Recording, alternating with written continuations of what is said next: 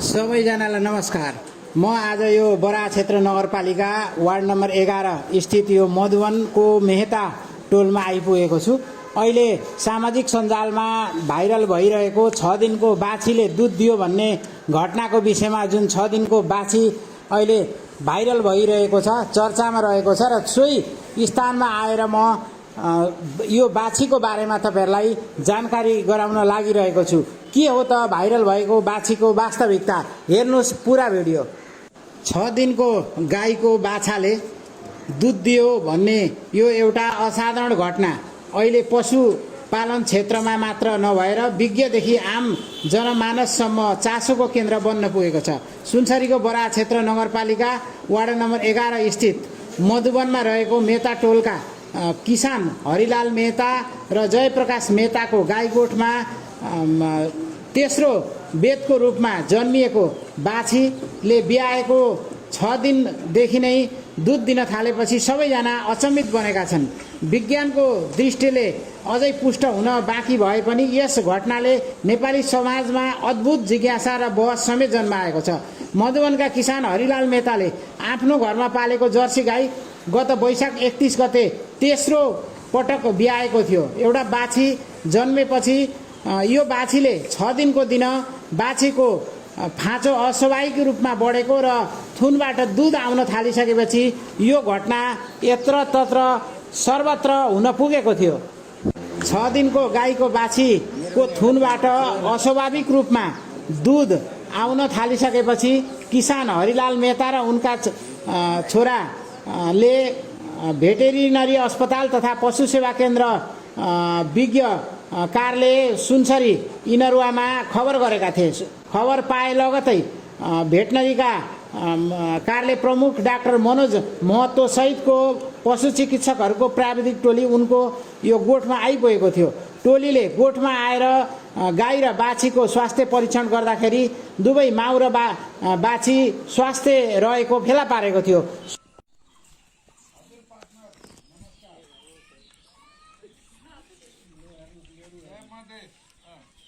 Veterinary अस्पताल तथा पशु सेवा विज्ञ केन्द्र सुनसरीले यस्तो घटना पशु विज्ञानको इतिहासमा अत्यन्त दुर्लभ मानिएको जनाएको छ। सहायक पशु चिकित्सक चिनेश्वर मेहताले यो बाछी कृत्रिम गर्भधानबाट जन्मिएको र यो बाछी 9 महिना 12 दिनमा जन्मिएको जानकारी दिएका छन्। 6 दिनको उमेरमा नै दुध दिनु एउटा चमत्कार भन्दा कम होइन र यो आश्चर्यजनक घटना समेत भएको पशु चिकित्सकहरूले जनाएका छन्। यो घटना वैज्ञानिक परीक्षण र गहिरो अध्ययनको विषय भएको विज्ञहरूले बताएका छन्। विज्ञहरूको टोलीले यस घटनाको बारेमा नजिकबाट निहालिरहेको समेत जानकारी गराएका छन्। सामाजिक सञ्जालमा यो भिडियो भाइरल भएपछि मानिसहरूमा एउटा कौतुलता जागेर मानिसहरूको यहाँ आउने जाने क्रम बाक्लो रूपमा देख्न सकिन्छ। यस घटनाले गर्दाखेरि अहिले पशु चिकित्सकको क्षेत्रमा मात्रै नभएर अन्य मानिसहरूलाई समेत यो आश्चर्यजनक घटनाको बारेमा जानकारी लिनको लागि अहिले हरिलाल मेहताको घरमा मानिसहरूको बाक्लो भिड मेला नै लाग्न थालिसकेको छ।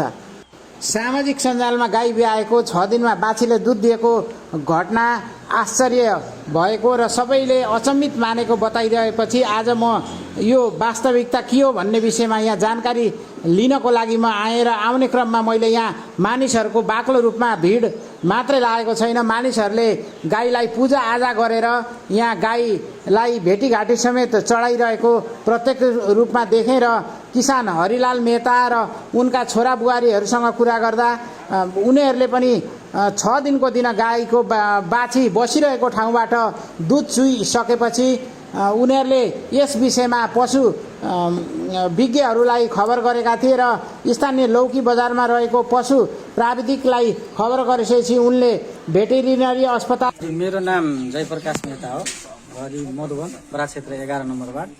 अनि यो कृत्रिम गराएको होइन, साडी लगाएको होइन, त्यो सुईबाट नै भएको। यो ठ्याक्कै 9 महिना 10-12 दिनमा जन्मेको यो बच्चा हो। र एक दिन 5 दिनपछि यो बसिराखेको बेलामा त्यो थुनबाट आफै दुध निस्किएर भुइँमा पोखेको देख्यौँ हामी। अनि डाक्टरलाई सम्पर्क गरेपछि डाक्टरले कोशी गाउँपालिकाबाट एउटा डाक्टरले लिएर आउनुभयो। अनि उहाँले फोटो तानेर जिल्ला पठाउनुभयो। अनि जिल्लाबाट फेरि त्यो चिनेश्वर मेहताहरूको टिमै आउनुभयो। गाडी लिएर उहाँहरूले हेर्नुभयो अनि उहाँहरूले नै यिनीहरू मान्छे त यहाँ आउनको हुन्चो लागिहाल्यो। पशु सेवा विज्ञ केन्द्र यिनीहरूवाला खबर गरेर त्यहाँका विज्ञहरू आइसकेपछि यो घटनाले व्यापकता पाएको र व्यापकता पाइसकेपछि भेटेरिनरी अस्पताल तथा पशु सेवा विज्ञ केन्द्रका सहायक पशु चिकित्सक चिनेश्वर मेहताले खेतीपाती गर्दै गाई पालन समेत गर्दै आएका किसान हरिलाल मेहताको घरमा रहेको जर्सी गाईको तेस्रो बेतको बाछी ब्याइसकेपछि 6 दिनको दिन दुध दिएको जानकारी आएपछि आफूहरू समेत सुरुमा पत्याउन गाह्रो भएको र यस घटनाले आफूहरू समेत आश्चर्यचकित परेको र तर हामीले स्थलगत रूपमा गएर हेर्दाखेरि माउ र बाछीको स्वास्थ्य परीक्षण गर्दाखेरि दुवै स्वास्थ्य रहेको जानकारी पाइसकेपछि यो अत्यन्त यो दुर्लभ र वैज्ञानिक रूपमा समेत यो अनौठो घटनालाई लिएर हामीले कोशी प्रदेशको पशु सेवा विभागको कार्यालय र यसै गरी सङ्घीय सरकारको पशु विभागमा समेत जानकारी गराएको पशु सहायक चिकित्सक चिनेश्वर मेहताले जानकारी दिएका छन्। 8 दिन पुरा भएर 9 चलिरहेछ यसको।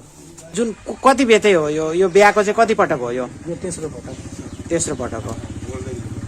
हिजो लाग्न थाल्यो, आएर पूजासुजा गरेर जानुहुन्छ मान्छेहरू। अचम्म भयो नि। अब त यहाँ बिहाउँदाखेरि चाहिँ अब दुध दिन थाल्यो बच्चाले। अचम्मको कुरा भयो, कहिले नहेरेको कुरा भयो।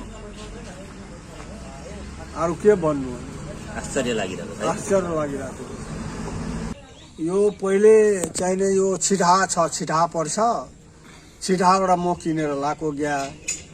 आफ्नै सम्धीको गाई थियो, सम्धीबाट किनेको 45,000 पाल खाएपछि सुइया लगाएँ डाक्टरबाट। अनि सुइया लगाउँदाखेरि यसले बिहाको चाहिने बाछी भयो। बाछीमा पनि चाहिने यस्तो घटना भएको छ। यो दुध चाहिने अब बाछीलाई पनि दिन थाल्यो बिहाउँदाखेरि। यो त अचम्मको कुरा भयो। फेरि 3 दिनसम्म मलाई थाहै भएन। 3 दिनपछि हेर्छु दुध चुग्न थाल्यो। अनि डाक्टरलाई बोलाएँ, डाक्टर आयो। डाक्टरलाई पनि अलिकति दुध गाडेर सिसाको ग्लासमा लिएर रिचार्जमा लगेको छ। फोटो एक्सरे यो गरे। अब त्यहीबाट चाहिँ डाक्टरहरू भाइरल गरेको छ साइडतिर। अनि चाहिँ अहिलेसम्म चाहिँ हामी गाई दुध दिइराखेकै छ। अहिले तेलहरू खान्छ। मान्छे चाहिँ धेरै आउँछ, मेला जस्तै लागिराखेको हुन्छ यहाँ। अब बच्चालाई पनि बचाउन धौधौ परिराखेको छ। सबै हेर्न आउँछ, पूजा गर्छ। कोही 2 टका चढाउँछ पनि, 5-10 दिन्छ वहाँ। अब त्यस्तो कुरा छ। अब यहाँ त के भन्नु। अब मनमा त एक तरह त खुसी छ, एक तरह दुखी पनि छ। किन अब मान्छे चाहिँ हाम्रो घरमा भिड लागेको हुन्छ, बिहानैदेखि भिड रहन्छ।